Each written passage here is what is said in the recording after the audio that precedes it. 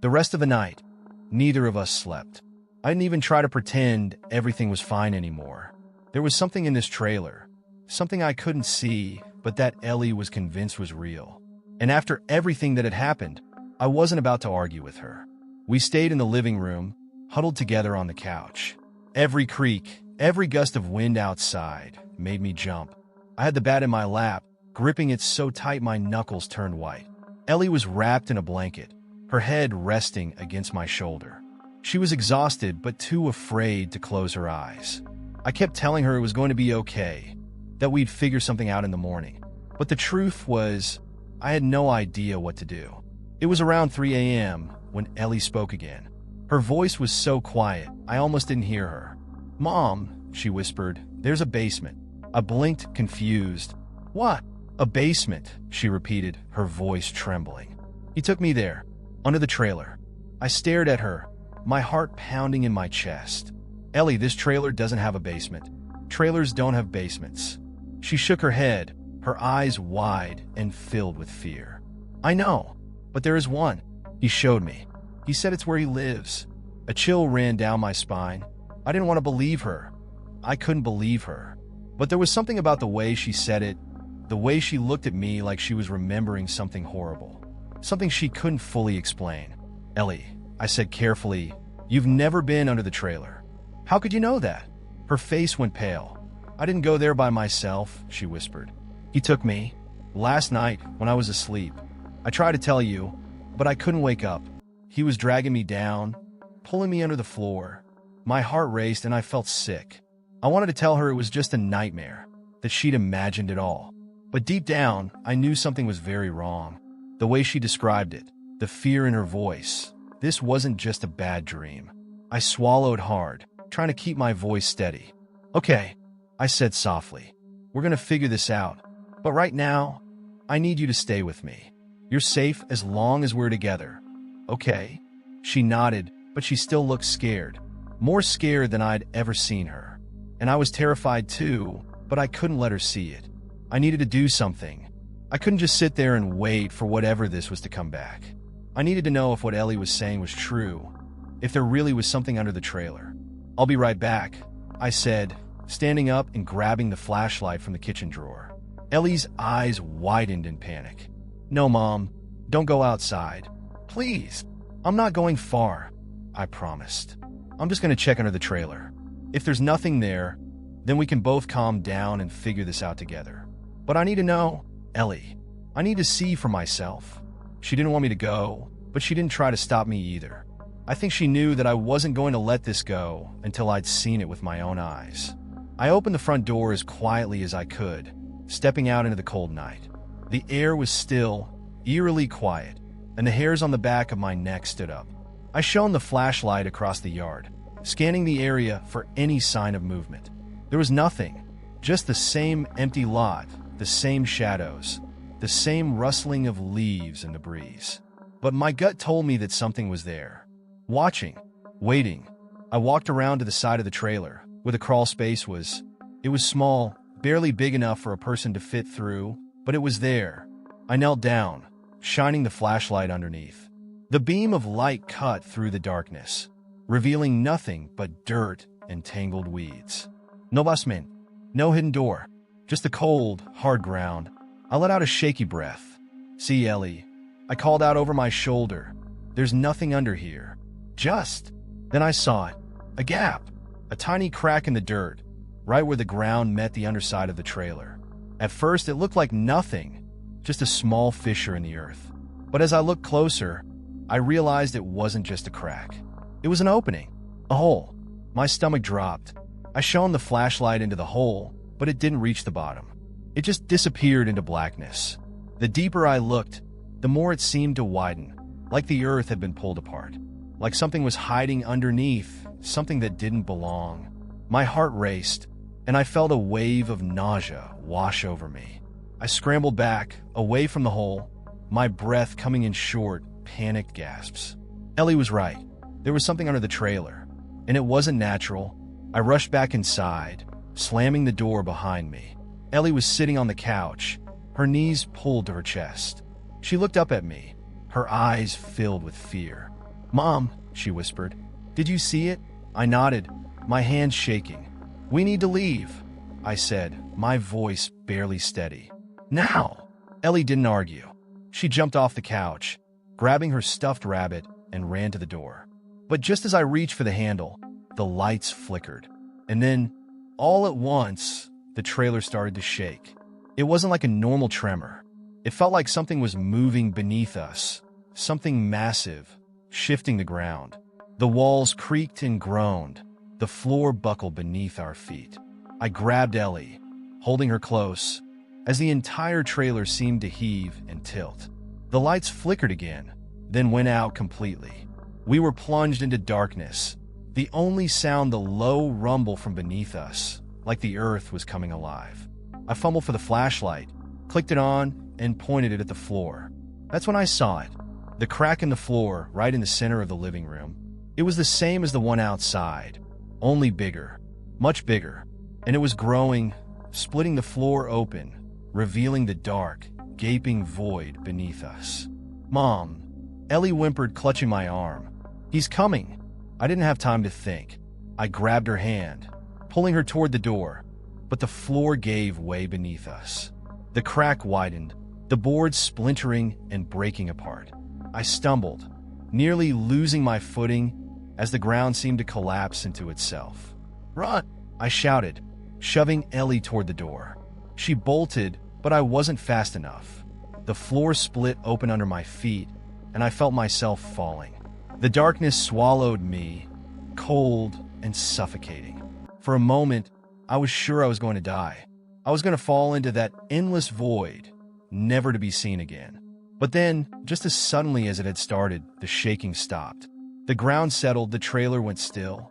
I opened my eyes, gasping for breath, and realized I was still in the living room.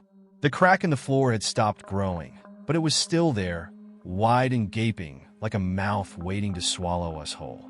Ellie was by the door, staring at me with wide, terrified eyes. "Mom," she whispered, her voice shaking. "We need to go. Now!" I didn't argue. I scrambled to my feet, grabbed her hand, and we ran. We didn't stop running until we were halfway down the road, the trailer a shrinking silhouette behind us. The cold night air bit into my skin, but I barely noticed. My heart was pounding in my ears, my legs trembling with exhaustion and adrenaline. I had one arm wrapped tightly around Ellie, holding her close to me, as if letting go would somehow let him take her. The trailer park was eerily quiet. No one else was outside, no lights in any of the other homes. It was as if the whole world had gone silent, as if we were the only ones left. I wanted to scream, shout for help, but something told me it wouldn't matter. It felt like we were trapped in a nightmare, a place where the usual rules didn't apply. We stopped under a streetlight, the harsh yellow glow casting long shadows across the cracked asphalt. I crouched down to Ellie's level, grabbing her shoulders gently but firmly. "Ellie," I said, trying to keep my voice calm, though I felt anything but. "Listen to me. We need to get out of here, okay? We're going to the car, and we're leaving. Right now." She looked up at me, her eyes wide and frightened. "Mom," she whispered, "he's still coming. He won't stop." A shiver ran down my spine. I didn't know what to say. I couldn't promise her we were safe because I didn't believe it myself. But I couldn't let her see my fear. I had to stay strong for her. "Come on," I said, pulling her up by the hand. "We'll be okay. Just stick close to me." We started walking toward the car, parked just a little ways down the road. My eyes darted around, scanning every shadow, every dark corner. I expected to see him, at any moment. The man Ellie had talked about, the one who'd taken her in her dreams, who had somehow broken into our reality. I didn't know what he was or where he came from, but I knew he was real now. He had to be. Ellie squeezed my hand tighter. "Mom," she whispered, "he's here." I stopped in my tracks. My heart pounded in my chest as I turned, slowly, to follow her gaze. And there he was, standing in the middle of the road, maybe 20 feet away, bathed in the dim light from the street lamp. He was tall, his body unnaturally still, like he wasn't even breathing. He wore the same dirty flannel shirt and jeans Ellie had described, his hands hanging limply at his sides. But it was his face, or rather, the lack of one, that made my blood run cold. He didn't have a face. Where there should have been eyes, a nose, a mouth, there was nothing. Just smooth, pale skin, stretched tight across the front of his head. It was like someone had erased his features, leaving behind an empty canvas. My throat closed up, my breath hitching in my chest. I wanted to run, to grab Ellie, and get as far away from that thing as possible. But my feet wouldn't move. I was frozen, staring at the faceless figure standing so still, as if he was waiting for something. For me. Ellie tugged on my arm, snapping me out of my trance. "Mom, we have to go," she said, her voice shaking. I swallowed hard, forcing my legs to move, dragging her along with me. We started toward the car again, faster this time, almost running. I kept glancing over my shoulder, but the man with no face didn't move. He just stood there watching us, if you could even call it that. We reached the car, and my hands were shaking so badly I could barely get the keys out of my pocket. I fumbled with them, dropping them once before finally unlocking the door.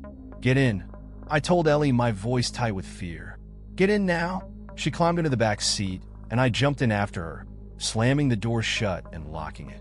My hands were still trembling as I jammed the key into the ignition, praying the car would start. It did. The engine roared to life, and for a brief moment, I felt a flicker of hope. Maybe we could escape this. Maybe we could leave this nightmare behind. But when I glanced in the rearview mirror, my heart stopped. The man with no face was standing behind the car. He hadn't moved, hadn't walked toward us. It was like he had just appeared there, in the blink of an eye. "Mom," Ellie whispered from the back seat, her voice trembling. "He's getting closer." I couldn't breathe. My hands were frozen on the steering wheel, my eyes locked on the mirror. He wasn't walking, wasn't running, but somehow he was getting closer. Slowly, inch by inch, his faceless head coming into sharper focus. "Mom, drive!" Ellie's scream snapped me back to reality, and I slammed my foot on the gas. The car lurched forward, tires screeching as we sped down the road. I didn't care where we were going. I just needed to get as far away from that thing as possible. We tore through the trailer park, the dim street lights flashing by in a blur. My knuckles were white as I gripped the steering wheel, my heart pounding in my chest. I kept glancing in the rearview mirror, expecting to see him chasing us, but there was nothing. No sign of him. We drove in silence for what felt like hours, the tension in the car so thick I could hardly breathe. My mind was racing, trying to process everything that had happened. What was that thing? Why was it after us? And why did Ellie seem to know more than she was telling me? Finally, when I felt like we were far enough from the trailer park, I pulled over to the side of the road. The car idled quietly, the only sound the gentle hum of the engine. I turned to Ellie, who was curled up in the back seat, still clutching her stuffed rabbit. "Ellie," I said softly, trying to keep my voice calm. "What's going on? You have to tell me the truth. Who is he? Why is he after us?" She looked up at me, her eyes wide and scared. "He's not just after you, Mom," she whispered. "He's after both of us. He says he's been waiting for us." A chill ran down my spine. "Waiting for us? Why?" Ellie hesitated, biting her lip. "I don't know," she said finally. "But he told me. He told me you don't belong here. He says he's been waiting for you to come back." I stared at her, my mind reeling. "Come back? What do you mean? I've never been here before." But Ellie shook her head. "He says you have. He says you left him, but now you've come back, and he's not going to let you leave again." Terror gripped me, a cold, paralyzing fear that made it hard to think, hard to breathe. I didn't know what was happening. I didn't know why this thing was after us. But one thing was clear. He wasn't going to stop. And somehow, I was the reason why. We sat there in the car for what felt like forever, the engine quietly humming, headlights cutting through the darkness. My mind was racing. I kept going over what Ellie had said, trying to make sense of it all. I'd never been here before, never even set foot in this town before we moved. How could I have left this place? How could I have left him? But Ellie was so certain, and I couldn't ignore everything that had happened. The man with no face, the strange basement under the trailer, the pounding on the door. It was all connected somehow, and I couldn't shake the feeling that maybe Ellie was right, Maybe I had forgotten something, or maybe something had been hidden from me. Something that was finally catching up. I turned in my seat to look at Ellie. She was sitting there, still clutching her stuffed rabbit, her face pale in the dim light from the dashboard. "Ellie," I said softly, "I need you to tell me everything. Everything you know about him. What has he told you?" She looked at me, her eyes wide and tired, and then she glanced down at her lap like she didn't want to answer. But I waited. Finally, she spoke. He says you belong to him," she whispered. "He says you were supposed to stay with him a long time ago, but you left. He said I was the only reason he waited so long." My throat tightened. "Waited? For me?" Ellie nodded slowly. "He told me that he didn't want to scare me, but he needed you to come back. That's why he didn't hurt me. He said he would wait until you understood, until you remembered." I felt a lump forming in my throat, the weight of her words sinking in. Until I remembered. But what was there to remember? I'd never had any connection to this place, to this man, this thing.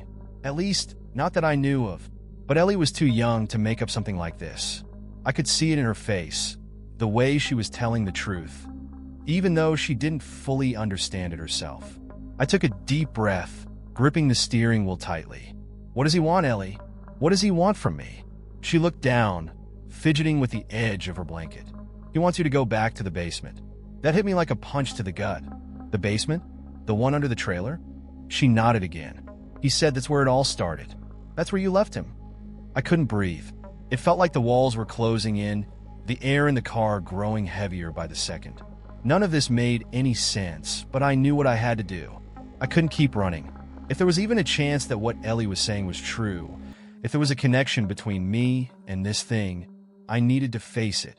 I needed to go back. I swallowed hard, forcing myself to stay calm. "Ellie," I said gently, "I need you to stay in the car, okay? I'm going to go back to the trailer." Her eyes went wide, and she shook her head furiously. "No, Mom, you can't go back. He'll take you. Please don't." I reached back, cupping her face with my hand. "I'll be okay," I promised, even though I wasn't sure if I believed it. "I need to figure out what's going on. I need to end this so we can be safe. I'll come back for you. I swear." I never really wanted to move into that trailer park. I mean, who would? It's not exactly the dream place to raise a kid, you know? But after the divorce, things got tight. I didn't have a lot of options, and rent there was cheap, real cheap. Seemed like a blessing at the time. It was just me and my daughter, Ellie. She's only 10, but she's smart. Too smart sometimes. She catches on to things quicker than I want her to. Anyway, we found this old trailer on the edge of the park. It wasn't much to look at, rusty, with peeling paint, and the floorboards creaked like they hadn't seen love in decades. But I told myself it had some charm, some potential. Moving in was uneventful at first. Unpacking, setting up our things, trying to make the place feel like home. Ellie was pretty quiet. I figured she was just adjusting to all the changes. New place, new school coming up, a whole new life. But she didn't complain much. Not like I thought she would. A few days in, Ellie started acting a little off. She was quiet, but not in a normal way. She kept staring out the window towards the yard next door. One night, while I was doing dishes, she came up to me and said, "Mom, there's a man outside." I dropped the plate, nearly shattered it. "What do you mean, there's a man outside?" I asked, trying to keep my voice calm. She didn't look scared, just kind of curious. "I saw him in the yard. He was standing there, just watching." Now, I'm not a paranoid person, but something about that sent a shiver up my spine. The park wasn't exactly in the best neighborhood, so I was already on edge. I walked over to the window and peeked through the blinds. Nothing, just darkness. "There's no one out there, Ellie," I said, more for myself than for her. But she was insistent. "I saw him, Mom. He was there." I brushed it off. "It's late, you're tired. Maybe it was just a shadow or something." I didn't want to freak her out, so I sent her to bed and tried to shake the uneasy feeling that was settling in my gut. That night, though, after she was asleep, I couldn't help but keep checking the window. Every little sound made me jump, but no one was there. Maybe she was imagining it. Kids do that sometimes, right? Their minds play tricks on them. But the next morning, Ellie asked again, "Did you see him, Mom?" That chill came back. "There's no one outside, Elle," I said, forcing a smile. "It's all in your head." But even as I said it, I wasn't so sure. 2 weeks in, things started to get weird. It was late, probably around 2 a.m., and I was dead asleep when this sound woke me up. At first, I thought I was dreaming because it didn't make any sense, this scratching like claws or something right under the floor. It was faint but constant, like something was trying to get in or maybe trying to get out. I sat up, groggy and confused, listening. I told myself it had to be an animal. The trailer was old and falling apart in places, so maybe raccoons or a stray cat had found a way under there. I laid back down, closed my eyes, but the sound didn't stop. It just kept going, scratching like it was crawling all around under me. I finally got up, threw on a jacket, and went outside to check. The night air was cold, way colder than it should have been for the time of the year. I walked around the trailer, flashlight in hand, trying to spot anything that could explain the noise. But there was nothing. No raccoons, no animals at all. The grass was still. The night was quiet. Just a light wind blowing through the trees. I crouched down, shining the light under the trailer, half expecting to see a pair of glowing eyes staring back at me. But all I saw was darkness and dirt. No sign of anything. I stood there for a moment, the hair on the back of my neck standing up, just feeling like something wasn't right. The quiet was too thick, if that makes sense. Like, even though I couldn't see anything, I felt like I was being watched. But I didn't stick around to figure it out. I went back inside, locked the door behind me, and tried to convince myself I was just being paranoid. The next morning, I didn't say anything to Ellie about it. I mean, no reason to freak her out over some dumb noise, right? But then, at breakfast, she looked at me with those wide eyes of hers and said, "Did you hear it, Mom? The scratching?" I almost dropped my coffee. "What scratching?" I asked, trying to keep my voice steady. "The noise last night," she said, like it was the most obvious thing in the world. "It was loud. I thought maybe you heard it too." My heart sank. I didn't want her to know that I'd heard it, that maybe it wasn't just some raccoon messing around under the trailer. I took a breath, forced a smile, and said, "It was probably just an animal, Elle. You know how these old trailers are. They make all sorts of noises." But she didn't look convinced. She just stared at me for a second, like she was waiting for me to admit that I was scared too. Then she shrugged and went back to eating her cereal. I tried to shake it off, but the unease was creeping back in. The rest of the day went on like normal work, errands, the usual, but I couldn't stop thinking about that scratching. And the way Ellie had just known. That night, the sound came back. Only this time it was louder, more frantic, like whatever was making it was getting desperate. I lay there in bed, heart pounding, listening to it scratch and scrape beneath me. It moved around, circling the trailer, sometimes pausing like it was listening, waiting. I wanted to get up, go check again, but something held me back. A fear I couldn't shake. I kept telling myself it was just an animal, something small and harmless. But deep down, I knew it wasn't. And then, just as suddenly as it had started, the scratching stopped. The silence that followed was almost worse. I lay there in the dark, straining my ears, waiting for it to start again. But the only sound was my own breathing, fast and shallow. I didn't sleep much that night, and when I finally did drift off, it wasn't peaceful. My dreams were filled with dark shapes, shadowy figures creeping around the edges of my vision, but always out of reach. The next morning, Ellie asked me again, "Did you hear it this time, Mom?" I forced a laugh, hoping she wouldn't see how rattled I was. "You've really got to stop listening to these old trailer noises, kiddo. There's nothing to worry about." But she just stared at me, unblinking. "I don't think it's just the trailer," she said quietly. "I think it's something else." That hit me harder than I expected. I didn't know what to say, so I just ruffled her hair and told her to get ready for school. But as she walked away, I couldn't help but feel like she knew more than she was letting on. And deep down, I started to wonder if she was right. The day after that scratching incident, Ellie was acting stranger than usual. She wasn't scared or anything, just quiet. Too quiet for a kid like her. Normally, she'd be talking my ear off about school, cartoons, or something, but today she was off in her own world. She spent most of the afternoon sitting in the living room, facing the window. I'd catch her mumbling sometimes, like she was having a conversation with someone. At first, I didn't think much of it. Kids have imaginations. Hell, when I was her age, I had imaginary friends too. But this felt different. There was something in the way she talked, like it wasn't just pretend. While I was folding laundry, I saw her sitting on the couch, whispering to herself again.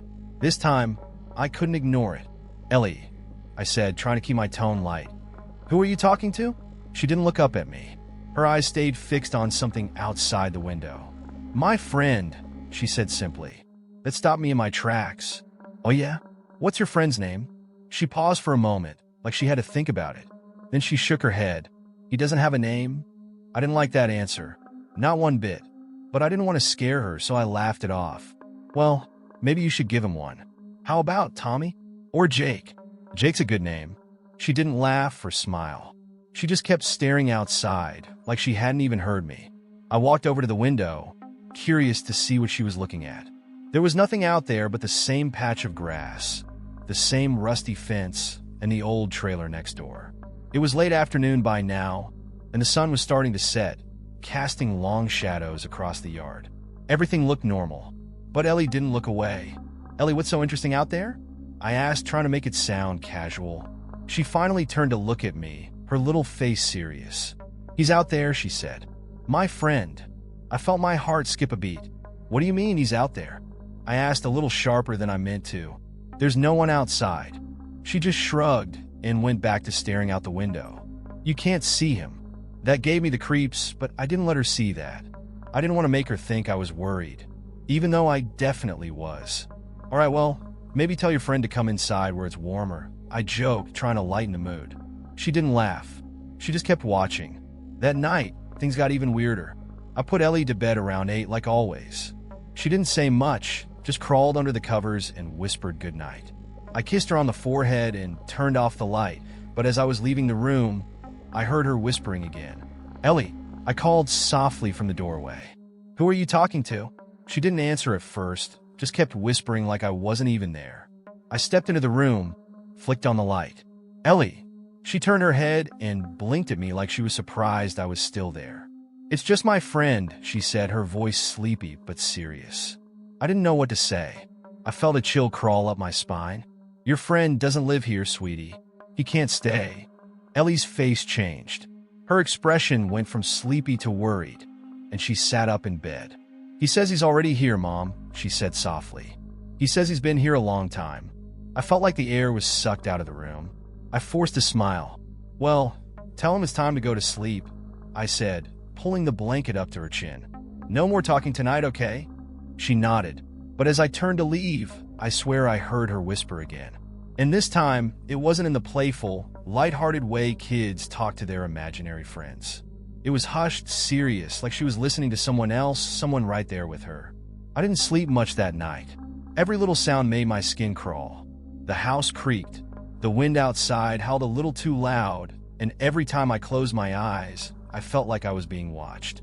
Around 2 a.m., the scratching came back. But this time, it wasn't coming from underneath the floor. It was coming from inside the walls.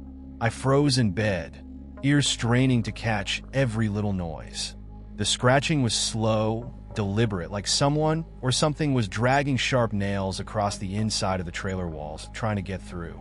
My heart was pounding, and I had this overwhelming urge to check on Ellie to make sure she was okay. But I couldn't move. It was like my body was glued to the bed, every muscle tensed up in fear. After what felt like forever, the scratching stopped. The trailer went deathly quiet. I lay there in the dark, waiting, listening, trying to convince myself it was just the wind, just the old walls settling. But deep down, I knew it wasn't. The next morning, Ellie seemed fine, as if nothing strange had happened the night before. She didn't mention her friend, and I didn't ask, but something had changed. I could feel it in the way she moved, the way she looked at me with those wide eyes, like she knew something I didn't. Later that afternoon, while I was doing dishes, Ellie came into the kitchen, quiet as ever. "Mom," she said softly, tugging on my sleeve. "Yeah, baby," I replied, drying my hands on a towel. "He says he doesn't like it when you're mad at him." I felt my stomach drop. I turned to look at her, but she wasn't looking at me. She was staring out the window again, her face calm, her voice distant. I didn't know what to say. How do you respond to something like that? How do you tell your daughter that her friend isn't real when, deep down, you're starting to wonder if maybe he is? That night, I was on edge. The whole thing with Ellie's friend was eating at me. I kept telling myself it was just her imagination. Kids go through phases, make up stories to entertain themselves. But it didn't feel right. It didn't feel like just a phase. Around 11 p.m., I finally put Ellie to bed. She was quieter than usual, just crawled under her blankets and whispered, "Good night, Mom." I kissed her forehead and left the room, but I couldn't shake the feeling that something was wrong. I sat on the couch, flipping through channels, but nothing on TV could hold my attention.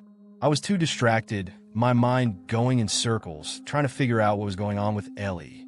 Was she sick? Was she stressed from the move? Or was it something else? It was past midnight when I first heard the footsteps. Slow, deliberate steps outside the trailer, like someone was walking right by the window. My heart skipped a beat, and for a moment, I told myself it was just my imagination. The park was quiet at night, and the wind could play tricks on your ears. But these steps were different. Heavy, too real to ignore. I grabbed my phone, stood up, and quietly moved to the window. The blinds were down, but I peeked through the gap. At first, I couldn't see anything, just the empty yard and the shadows from the trees. But then, out of the corner of my eye, I saw him. There was a man standing in the yard just a few feet from our trailer.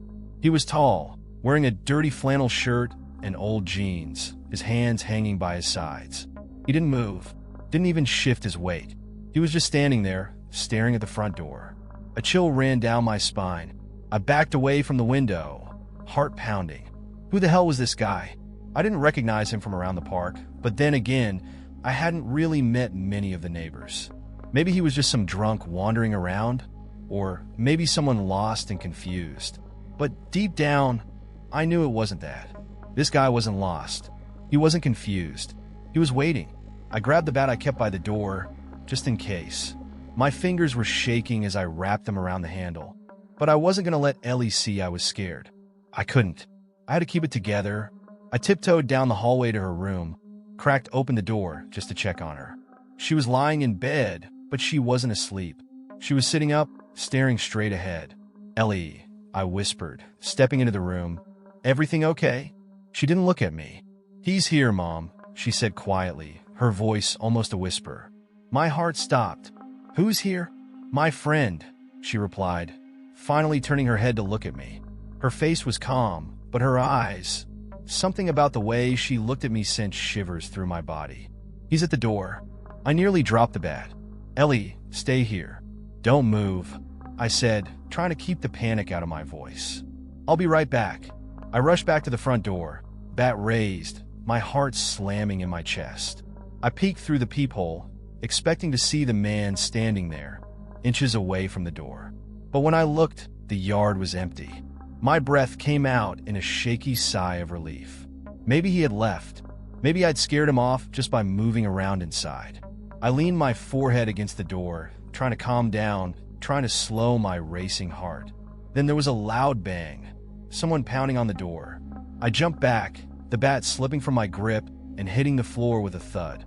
I grabbed the doorknob, thinking I'd lock it, but my hands were shaking too much to get a good grip. The pounding continued, harder now, more frantic. It was like whoever was out there wasn't knocking to get in. They were trying to break the door down. I yelled through the door, "Go away! I'm calling the cops." But the banging didn't stop. My phone was on the couch, too far to reach. I wasn't about to leave the door unguarded. I braced myself, ready to open it and swing the bat at whoever was outside. But then it stopped, just like that. 1 second the pounding was echoing through the trailer, and the next dead silence. I waited, holding my breath, listening for any sign of movement. I grabbed the bat again, just in case, and threw the door open. Nothing. No one. The yard was empty, just like before. I stepped outside, glancing around, but the whole park was quiet. No movement, no footsteps retreating into the night. It was like the man had just vanished. I was standing there, bat in hand, trying to make sense of it, when I heard it. Ellie screamed. I sprinted back inside, down the hall to her room, heart racing. The door to her room wouldn't budge. It felt like something or someone was holding it shut from the other side. "Ellie," I shouted, slamming my shoulder into the door. "Ellie, open the door. Let me in." Her voice came through the door, shaking with fear. "Mom, he's in here. He's trying to take me." I felt my blood run cold. "Ellie, open the door. Please." "I can't," she cried. "He's holding it." I rammed the door again, harder this time, and it finally flew open. I rushed inside, but Ellie was sitting on her bed, clutching her stuffed rabbit, tears streaming down her face. She wasn't screaming anymore, but she was shaking, her little body trembling with fear. I looked around the room, heart pounding, but there was no one else there. No sign of the man. No sign of anything out of the ordinary. The room was just as it had been. I knelt beside her, pulling her into my arms. "Ellie, it's okay," I whispered, trying to keep my own fear at bay. "It's okay, baby. You're safe now." But as I held her, I couldn't help but glance toward the window. The yard outside was empty, but I couldn't shake the feeling that something, was still out there, watching. Ellie pulled back from me, wiping her eyes. "Mom, he says he's not done yet," she whispered, her voice barely audible. I swallowed hard, trying to keep my fear from showing. "He's not coming back," I said, though I wasn't sure if I was trying to convince her or myself. But deep down, I had a sinking feeling, a feeling that whatever had just happened was far from over. The rest of the night, after Ellie's scream, felt like a blur. I held her tight, her small body shaking against mine. I kept telling her it was okay, that everything was fine, but I didn't believe it myself. My mind was racing, trying to make sense of what had just happened, but nothing added up. There was no one in the yard, no one in her room, but she had been so scared, so sure that something or someone was in there with her. I put her back to bed, promising to keep the door open and the lights on. She nodded, her eyes still wide, clutching her stuffed rabbit like it was the only thing keeping her grounded. I checked the window again, double-checked the locks, but everything seemed normal. Still, the tension in my chest wouldn't go away. I went back to the living room, sat on the couch, and grabbed my phone. My hands were trembling as I tried to call the police, but the screen stayed blank. No signal. I cursed under my breath. The trailer was old, sure, but I hadn't had any problems with the phone before. It was like the connection was just gone. I tried again, but nothing. No dial tone, no bars, nothing. Just dead silence. A cold knot formed in my stomach. Something was wrong. Something else was happening. The room felt too still, like the air had thickened around me. I stood up, paced around, trying to figure out what to do. I felt trapped in my own home.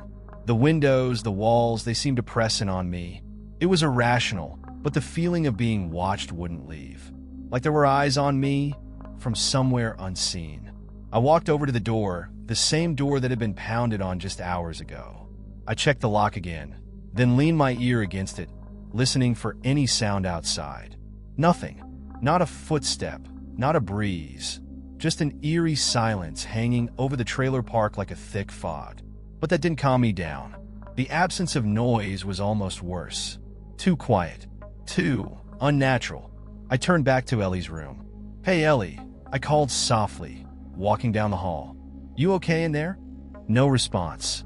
My heart skipped a beat, and I quickened my pace. I stepped into her room, expecting to see her sitting up in bed, but she wasn't. The bed was empty. "Ellie," I said, my voice rising with panic. "Ellie." Then I heard her, the faintest whisper from under the bed. I rushed over, dropping to my knees, and pulled up the blanket. She was curled up under there, her eyes wide open, staring straight ahead. I reached for her. "Baby, what are you doing under there? Come out, it's okay." But she shook her head. "No, Mom," she whispered. "He's still here." I froze. "What do you mean?" "There's no one here." "He's hiding," she said, her voice so quiet it was barely audible. "He doesn't want you to see him. But he's here, and he's mad." My heart pounded in my chest, but I tried to stay calm. "Ellie, listen to me. You're safe. There's no one else in this house." She slowly crawled out from under the bed, her eyes never leaving the corner of the room. I followed her gaze, but there was nothing there. Just shadows. I stood up, grabbed her hand, and pulled her to me. "Come on," I said, trying to keep my voice steady. "Let's go sit in the living room, okay?" She didn't argue, but as we walked down the hallway, she kept glancing back over her shoulder, like she expected someone to jump out at her any second. We sat on the couch, and I wrapped a blanket around her. She was so quiet, so still, and it broke my heart to see her like this. Ellie wasn't the kind of kid to get scared easily. She'd been through a lot already with the move and the divorce, and she'd always handled it better than I had. But now, she looked so fragile, so scared. I kept my arm around her, listening to the quiet hum of the trailer. But then, out of nowhere, there was a loud thud. It came from the front door, the same one that had been pounded on earlier. The same one that had stood silent for hours. I jumped to my feet, my body on high alert. Ellie tensed beside me, her eyes wide with fear. The thud came again, louder this time, like someone was throwing their full weight against the door, trying to break it down. I grabbed the bat, my hands shaking so bad I could barely hold it. "Stay here," I whispered to Ellie. "Don't move." She nodded, pulling the blanket tighter around herself. I took a deep breath and stepped toward the door. The pounding continued, hard and relentless. It sounded like the whole door was about to splinter off its hinges. "Who's there?" I yelled, my voice cracking with fear. No answer, just a steady, violent pounding. I reached for the doorknob, but before I could grab it, the pounding stopped. Dead silence filled the air, thick and heavy.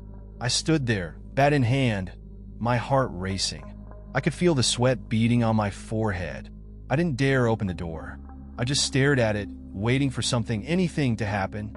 Then, all at once, the door handle began to rattle.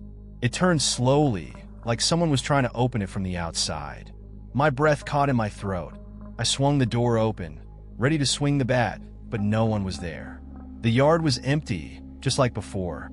I took a step outside, the cold air hitting me like a slap to the face. I looked around, scanning the shadows, but there was nothing. Just the still night and the rustle of the wind through the trees. Then, just as I was about to turn back inside, I heard Ellie scream.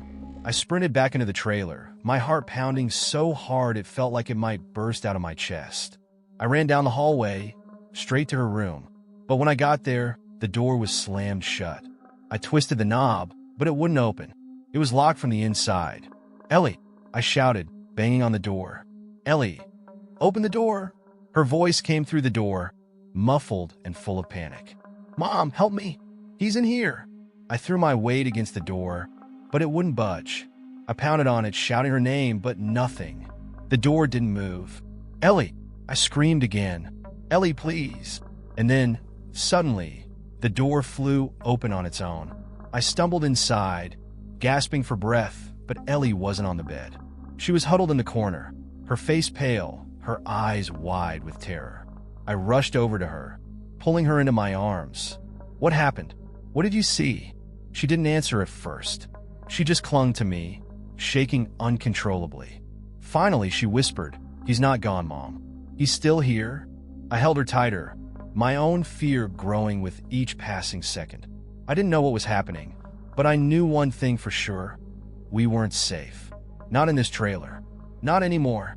Tears welled up in her eyes, but she nodded slowly, her grip tightening on her stuffed rabbit. "Promise you'll come back?" "I promise," I whispered, kissing her forehead. I pulled the car off the side of the road, leaving the engine running, and stepped out into the cold night air. My hands were shaking, and my heart pounded in my chest as I stood there, staring down the road that led back to the trailer. The wind rustled through the trees, and for a moment, I thought I heard something, distant footsteps, or maybe the whisper of someone's voice carried by the breeze. I started walking. The closer I got to the trailer, the more everything seemed to distort. The world around me felt wrong, like the air was too thick, the ground too soft beneath my feet. Every step forward was harder than the last, like something was trying to pull me back. Finally, I reached the trailer. It looked different now, darker, more sinister in the dim moonlight. The windows were black, the front door hanging open as if it had been waiting for me to return. I stepped inside, my breath shallow, my pulse racing. The air inside the trailer was ice cold, and I could feel the weight of something pressing down on me, something unseen but very real. The crack in the floor, the one that had opened up before, was still there, wider now, the jagged edges gaping like a mouth ready to swallow me whole. I didn't hesitate. I crouched down, shining the flashlight into the dark hole beneath the trailer. And then I saw it, the basement. It wasn't a basement in the traditional sense. It was more like a void, an empty space that shouldn't exist. The walls were made of the same dirt as the ground outside, but the air felt different. Heavier, thicker. It was like the space itself was alive. I climbed down into the hole, my heart pounding, the flashlight beam shaking in my hand. The moment my feet hit the ground, I felt it, the presence. The same cold, suffocating presence that had been haunting me ever since we moved here. And then I saw him. He stepped out of the shadows, his tall figure looming over me, his face, or the absence of it, staring directly at me. The man with no face. But now, as I stood there, I felt something I hadn't felt before. Recognition. It hit me like a tidal wave, memories flooding back in fragmented pieces. Memories of a place, of someone I used to know, of a deal, a promise made when I was younger, something I had blocked out for years, something I had forgotten. I'd come here once a long time ago. I had left something behind. No, someone. I remember now. I whispered, my voice trembling. The faceless man didn't move, but I felt him waiting, watching. You were part of me, I said, the realization sinking in. I left you here. I ran. Suddenly, everything made sense. I had come to this place when I was younger, looking for something. Maybe it was an escape, or maybe it was power. I couldn't remember exactly, but I had met him, and when I realized what I had done, what I had promised, I ran. I left him behind, buried him in the darkness. But now he had found me. He had waited, just like he said. I felt the weight of my guilt crushing down on me, the reality of what I had done. I had abandoned him, left him trapped in this place, and now he wanted what I had promised him all those years ago. Is that why you've been haunting us? I asked, my voice shaking. Because I didn't keep my promise? He didn't speak, but I felt the answer in the cold air around me. Yes. I took a deep breath, forcing myself to meet his gaze, even though his face was a void. I'm sorry, he whispered. I'm sorry for what I did, but I have a daughter now. I can't stay here. I need to protect her. The air shifted, and for a moment, I thought he might reach for me. But instead, he stepped back, fading into the shadows of the basement. I'll leave, I said, my voice steady. I'll never come back, but you need to let us go. Let Ellie go. There was silence. Then slowly the cold lifted. The pressure in the air disappeared, and the basement seemed to close in on itself, the shadows retreating. The hole in the floor began to shrink, the jagged edges pulling together. I climbed out of the basement, back into the trailer, and watched as the crack in the floor sealed itself shut. It was over. I ran back to the car, where Ellie was waiting, her eyes wide with worry. She looked at me, her face pale in the glow of the headlights. Mom, she asked, her voice small. Is he gone? I nodded, pulling her into my arms. He's gone, I whispered. He won't bother us again. We drove away from the trailer park that night, leaving everything behind. But as I looked in the rearview mirror one last time, I couldn't help but wonder, was it really over? Or had I just made another promise I couldn't keep?